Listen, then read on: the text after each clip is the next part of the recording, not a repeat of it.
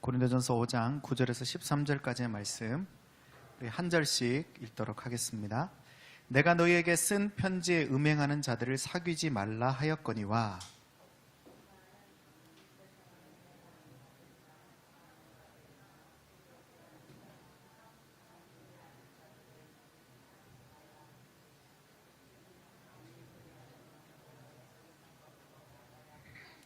이제 내가 너희에게 쓴 것은 만일 어떤 형제라 일컫는 자가 음행하거나 탐욕을 부리거나 우상 숭배를 하거나 모욕하거나 술 취하거나 속여 빼앗거든 사귀지도 말고 그런 자와는 함께 먹지도 말라 함이라.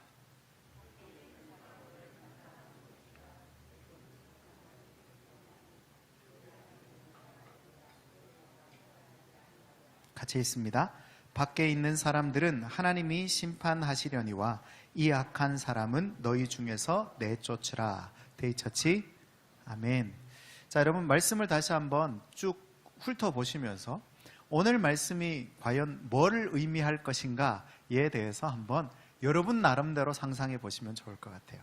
다시 한번 말씀을 차근차근 한 절씩 앞에 띄워줄 거고요. 또 여러분 성경이 있으신 분은 성경을 읽으시면서 도대체 오늘 말씀은 뭘 얘기하는 걸까에 대해서 먼저 여러분이 한번 상상해 보시면 좋을 것 같습니다. 한번 잠깐 시간을 드릴 테니까 한번 상상해 볼까요?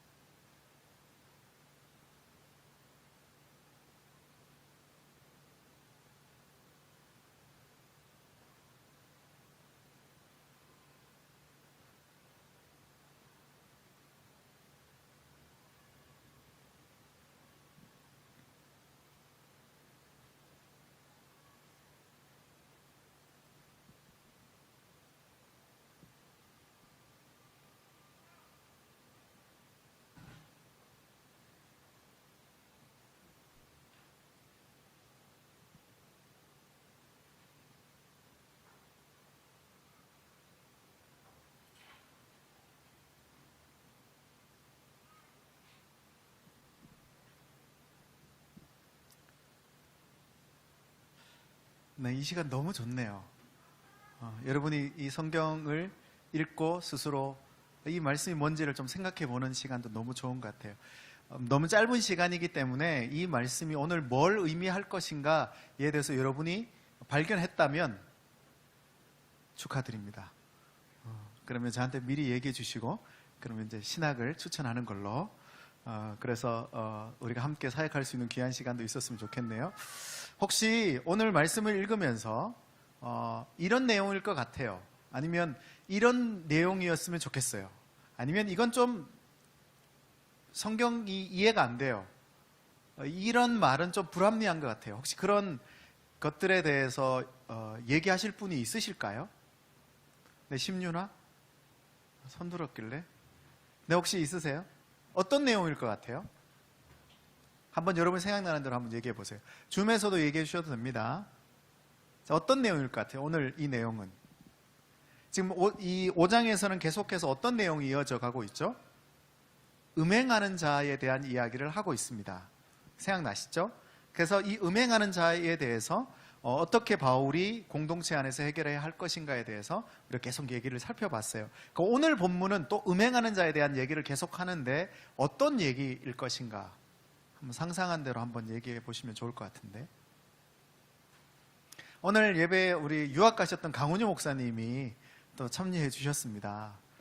또 얼마나 많이 배우고 오셨겠어요. 그래서 강훈유 목사님 네, 얘기하기 부담스럽겠죠, 그죠? 네, 그럴 수 있겠습니다. 네, 한번 얘기해 주실 분 없으세요? 주린 씨.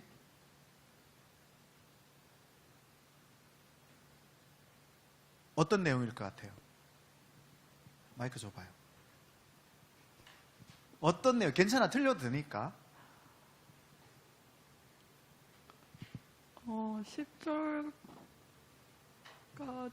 그냥 보니까 이런 음행하는 사람, 뭐 우상 숭배하는 사람이나 이런 사람들이 세상 밖에 있고, 근데 형제라고 부르는 교회 안에 있는 사람들도 이런 사람들이 있는데, 이런 사람들을 뭐 판단하지 말고 그냥 사귀지 말라고 하시는 말씀인 것 같아요.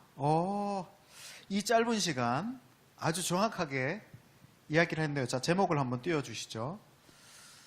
자, 이 2주간에 걸쳐서 세상 한 중심의 교회에 대한 얘기를 살필 건데요. 오늘 첫 번째 시간으로 판단을 멈추라 라는 제목으로 얘기를 나누려고 합니다. 오늘 이 바울의 이야기는 판단에 대한 이야기를 하고 있어요. 음행하는 자에 대한 판단에 대한 이야기를 하는데요. 자, 교회는 세상과 동떨어져 세상 밖에서 세상과 떨어져서 존재하는 것이 아닙니다. 그래서 교회는 외딴 무인도처럼 되어서 세상과 떨어져 있어야 할 곳이 아니에요. 분명히 세상과는 구별되어야 하지만 따로 구분되어져서는 안 돼요.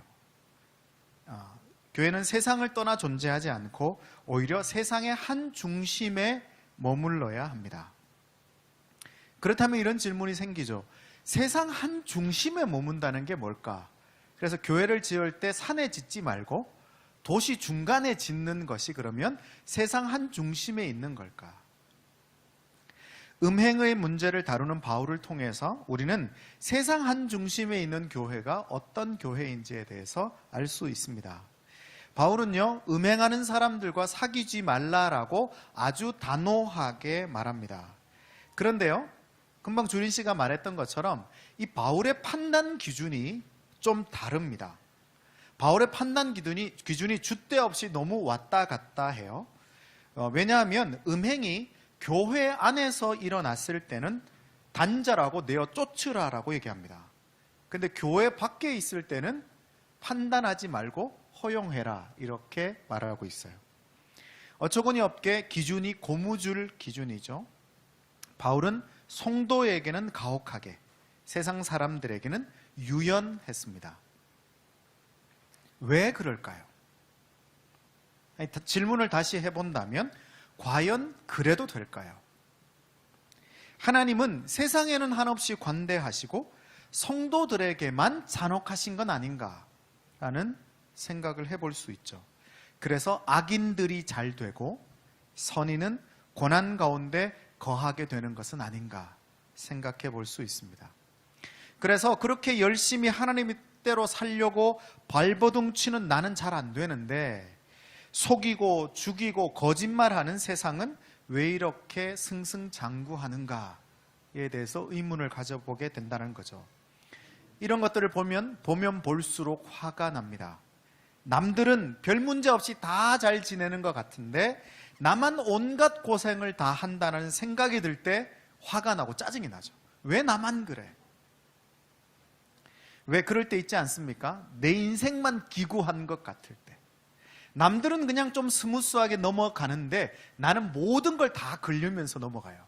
코로나도 걸리고 문제가 있으면 문제도 꼭 걸리고 남들은 다 피해갈 만한 일들이 나한테는 다 거쳐가는 그런 상황들을 겪을 때 화가 나는 마음들이 생기죠. 내가 사랑하는 사람들의 인생에서만 그러한 일들이 잘 풀리지 않는 일들이 일어나는 걸 볼 때 화가 나죠. 근데요, 오늘 본문을 보면 바울은 불난 집에 기름을 더 붓습니다. 10절 말씀인데요, 같이 한번 읽어보겠습니다. 시작. 이 세상에 음행하는 자들이나 탐하는 자들이나 속여 빼앗는 자들이나 우상 숭배하는 자들을 도무지 사귀지 말라. 사귀지 말라. 그 다음 뭐예요? 그러니까 사귀지 말라라고 해야 돼요? 사귀어도 된다라고 해야 돼요? 우리 생각 같아서는 사귀지 마, 그런 애들은. 이렇게 말해주면 좋을 것 같은데 바울이 뭐라고 말하는가 하면 음행하는 자들, 탐하는 자들, 속여 빼앗는 자들, 우상 숭배하는 자들을 사귀지 말라 하는 것이 아니니, 두 번 부정했어요. 그건 뭐예요? 강한 긍정. 그건 무슨 뜻이에요? 꼭 사귀어라, 이런 뜻이 되겠죠. 그러면서 이렇게 말합니다. 그리하려면 너희들이 그런 자들과 사귀지 않으면 너희가 세상 밖으로 나가야 할 것이다. 책임이 상실된 잘못된 성적 쾌락을 즐기는 음행하는 자들이나 이미 충분하게 소유하고 있으면서도 만족하지 못하고 남의 것을 취하고 막 체하도록, 막 속이 취하도록 그렇게 취하고 탐하는 자들이나 더 많이 가지기 위해 거짓으로 속여 빼앗는 자들이나 진리가 아닌 거짓을 섬기며 우상 숭배하는 자들은 우리가 자꾸 꺼려지죠. 그런 사람들은 만나고 싶지 않습니다. 그런 사람들은 판단하고 싶고 결별하고 싶고 끊어내고 싶은 마음이 우리에게 다 있죠. 근데 그런 사람들은 좀 끊어낼 수 있도록 해주셔야 되는 것 아닙니까? 만나기 싫은 사람들, 보기 싫은 사람들, 그런 사람들을 좀 끊어낼 수 있도록 해주셔야 하지 않겠어요? 그런 사람들은 좀 심판받고 망할 수 있도록 우리가 기도할 수 있는 특권도 좀 있어야 되지 않겠습니까? 하나님 좀 망하게 해주십시오. 근데 뭐라고 얘기해요? 그런 사람들과 결별해서 안 된다라는 거예요. 그렇게 되면 세상 밖으로 나가버리는 것이 된다라고 얘기하고 있습니다. 누구든 좋은 사람과 함께 하고 싶어요. 함께 있으면 편안한 사람, 안전한 사람 말이죠. 그런 욕구가 우리에게 있는 것은 아주 당연합니다. 그런데 바울은 그런 사람이 아니라 따라합시다. 문제투성이에 심지어 혐오하는 사람들과 함께 하라 말한다. 너무 싫죠? 싫은 사람과 함께 하래요. 문제투성인 사람과 함께 하래요. 심지어 혐오스러운 사람과 함께 하라고 말하는 겁니다. 어떤 사람이요? 나랑 다른 사람, 나와 생각이 너무 맞지 않는 사람, 함께 하면 좀 불편한 사람과 같이 있으라고 얘기해요. 말이 잘 통하지 않고 가치관이 다르고 추구하는 바가 전혀 다른 사람, 너무 세속적이어서 만나면 골치가 지끈지끈 아픈 사람, 만나면 왜 너는 돈 안 모으고, 너는 왜 이렇게 살고, 너는 더 성공해야 되고 남을 속여야 되고 이렇게 살면 안 된다라고 말하는 사람들을 만나서 골치가 지끈지끈 아픈 그 사람의 이야기를 들으면서 같이 있으라고 말합니다. 그런 사람들은 좀 비난하고 비판받고 판단하면 안 되느냐라는 질문이 우리에게 생겨나죠. 판단에 대해서 바울은 우리에게 이렇게 설명해 줍니다. 12절 말씀입니다. 같이 한번 읽을게요. 시작.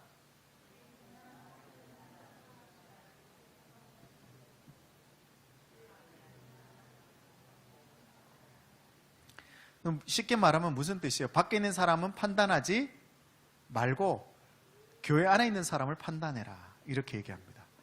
좀 반대되었으면 좋겠죠. 우리가 서로 사랑하는 사람들은 좀 웬만해서 받아주고, 세상 사람들, 악한 일을 저지르고 잘못하는 그 사람들을 좀 판단할 수 있도록 우리에게 해주면 좋을 텐데, 반대로 얘기해요. 세상은 판단하지 말고 너희 안에서 판단해라. 판단이라고 하는 것은요, 사전적 의미는 어떤 기준이나 근거에 따라서 어떠하다고 생각하거나 어떠한 것이라고 단정 짓는 것이 판단이라는 뜻입니다. 그래서 기준을 벗어난 행동에 대해서 평가하는 것이 판단이죠. 음행이라고 하는 것은 하나님의 기준을 벗어난 행동입니다. 약자를 돌보지 않는 힘, 약자를 돌보지 않고 가지고 있는 힘은 기준을 벗어난 행동이죠. 가난한 자들을 섬기지 않는 부, 그건 역시 기준을 벗어난 행동입니다. 정직하지 않고 인격적 관계를 깨어버리고 냉혹한 것은 하나님의 기준을 벗어난 행동이에요. 그럴 때 우리는 판단할 수 있습니다. 하지만 안타깝게도 교회는 세상의 그러함을 판단할 수 없습니다. 왜요? 그게 하나님께서 우리에게 말씀하시는 거예요. 왜냐하면 그것은 13절 앞부분에 나옵니다.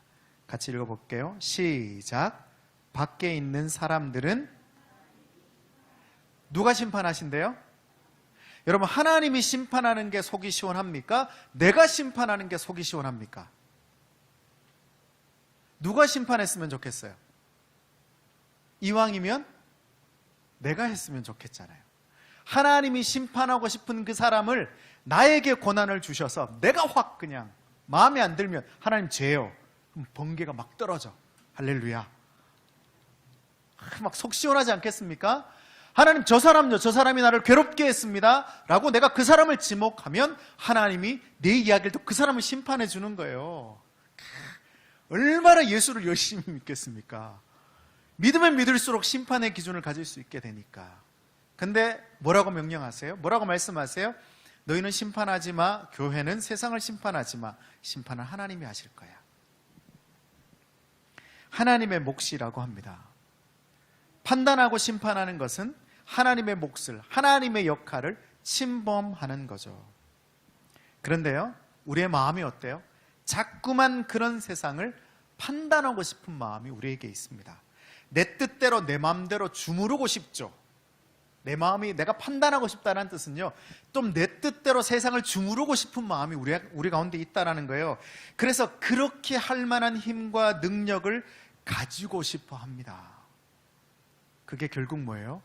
불순종임에도 불구하고 하나님이 다 하실 건데 내가 하고 싶은 거예요. 그래서 불순종에 자꾸 노출되어지면 결국 불순종의 노예가 되어지는 거죠. 하나님의 뜻이 아니라 세상의 뜻에 순종하며 살아갈 수밖에 없게 된다는 겁니다. 하나님이 멈추라 하셨습니다. 그럼 어떻게 해야 돼요? 멈춰야 합니다.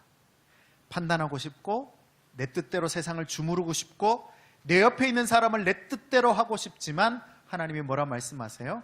멈추라 그러세요. 그래서 우리는 멈추어야 합니다. 내 뜻대로 되는 것이 중요한 것이 아니라 하나님의 뜻대로 되는 것이 중요하거든요. 그러기 위해서는 나의 판단을 멈추어야 합니다. 판단을 멈추라, 그것을 이 부정적 판단을 멈춰라고 말하는 것을 좀 긍정적으로 문장을 바꾸면 결국 뭐예요? 따라합시다. 하나님께만 순종해라. 판단을 멈춰라 라고 하는 것은 그 판단의 모든 것은 하나님의 것이니 하나님의 몫이기 때문에 너는 오직 하나님께만 순종해라, 이렇게 말하는 거예요. 다시 말해서 판단을 멈추는 것은 하나님께만 순종하는 뜻입니다. 여기에 놀라운 비밀이 있죠. 하나님께 순종할 때만 세상을 판단하지 않게 될 뿐만 아니라, 따라합시다, 부러워하지도 않게 된다. 여러분, 하나님께만 순종할 때 세상을 판단하지 않게 되는 것뿐만 아니라 그 세상을 보면서 부러워하지도 않을 수 있게 되는 거예요. 하나님의 뜻에 불순종함으로 세상을 판단할 때 세상이 보입니다. 이제 세상이 어떤 것인지 보이기 시작해요. 하나님의 뜻이 아니라, 하나님이 아니라 세상이 너무나도 아름답고 향기롭고 보암직하고 먹음직스러워 보이는 거죠. 누가 생각나요? 하와가 생각나죠. 에덴의 선악과를 먹어버린 하와처럼 말이죠. 그러면 그때부터 세상을 바라보며 세상을 동경하고 세상을 취하고 싶어집니다. 판단을 멈추셔야 합니다. 내 힘으로 바꾸고 변화시키려고 했던 모든 욕심을 멈추어야 합니다. 대신 원수까지 사랑하라 하신 것처럼 마음껏 사랑하는 거죠.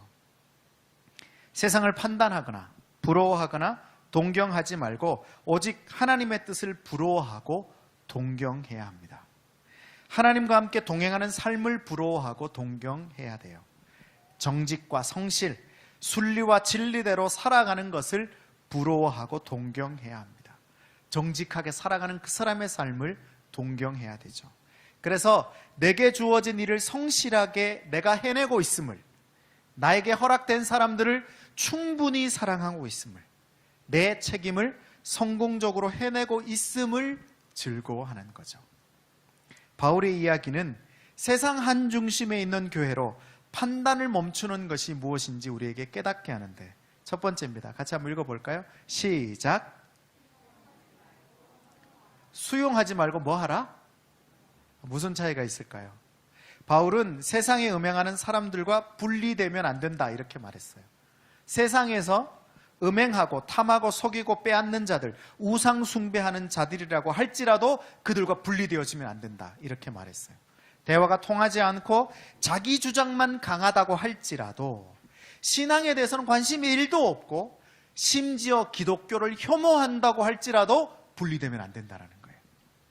내 마음에 합한 사람이 아니라고 할지라도, 함께 있으면 좀 불편하다 할지라도 말이죠.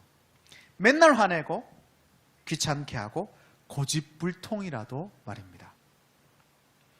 여러분, 이 말을 듣기만 해도 짜증이 나지 않아요? 스트레스가 쌓입니다.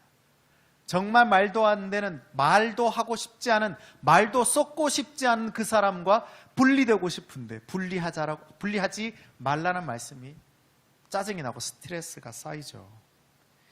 세상 밖으로 나가지 않고 세상의 한중심에 거하는 것은 판단을 멈추는 겁니다. 그것은요, 나와 다름을 인정하고 수용하고 받아들이는 거예요. 여러분, 이 말을 잘못 이해하면 안 됩니다. 이것은요, 모든 것을 다 참고 모든 것을 다 받아들여서 수용하면서 인내하고 견뎌라 라는 뜻이 아니에요.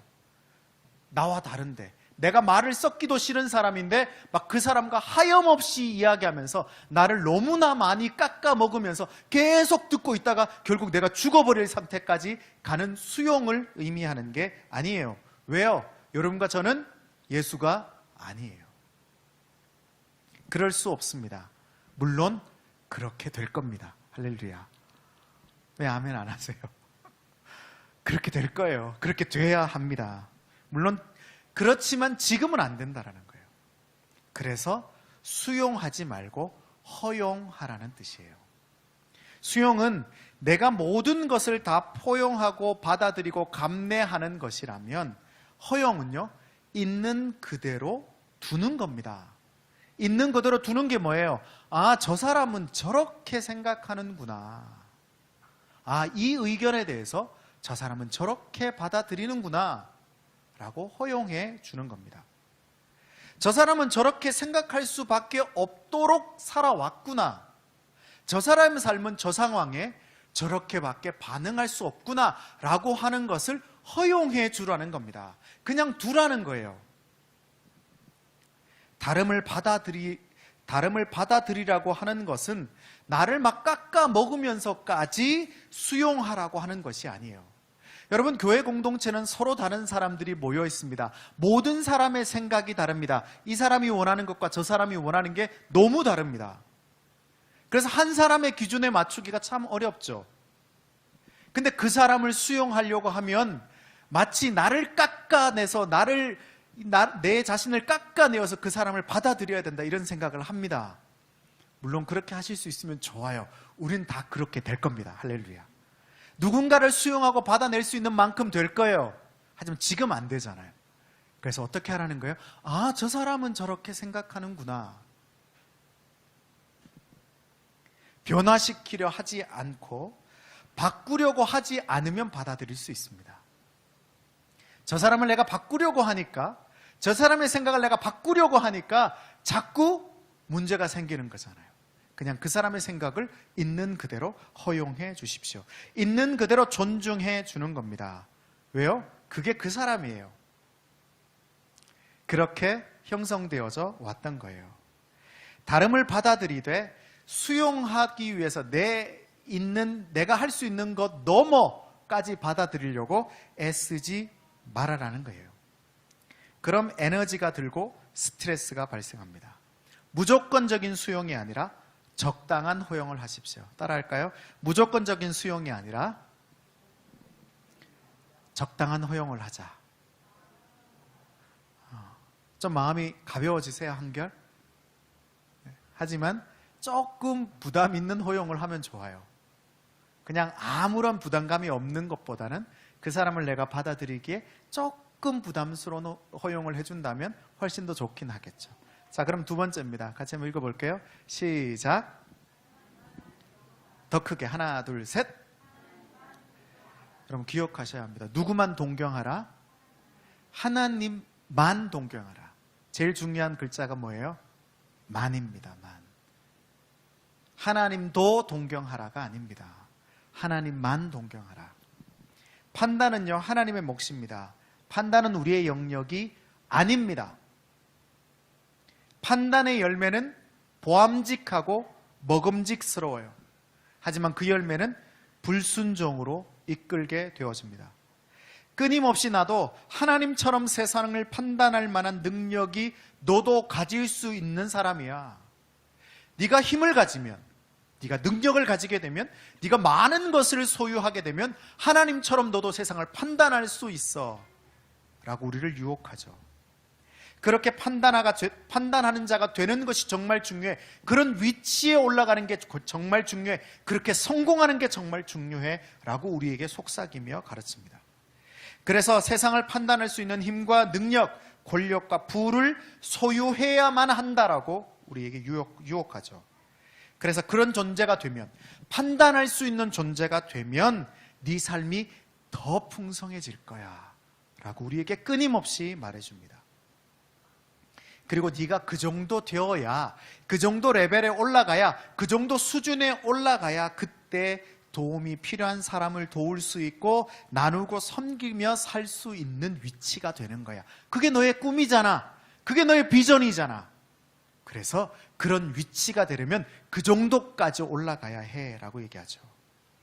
그때까지는 어떻게 속삭입니까? 보암직하고 먹음직한 세상을 동경하고 따르라고 암묵적으로 우리에게 이야기해 줍니다. 따라도 돼. 세상을 동경해도 돼. 왜? 네가 이 수준까지 올라가려면 아직 좀 남았잖아. 하지만 바울은 오늘 우리에게 선명하게 말합니다. 판단을 멈추어라. 세상을 동경하는 것을 멈추어라. 그건 하나님의 영역이다. 세상을 판단할 만한 능력이 너에게 필요하지 않다. 모든 것을 그냥 하나님께 내어드려라. 이렇게 우리에게 얘기합니다. 판단하려는 욕망을 버리라는 거예요. 세상을 판단할 수 있는 위치에 오르기 위해서 애쓰지 말라는 겁니다. 내 마음대로 세상을 휘두르고 내 뜻대로 결정할 수 있는 힘을 소유하려고 너무 수고하고 애쓰지 말라라고 얘기해요.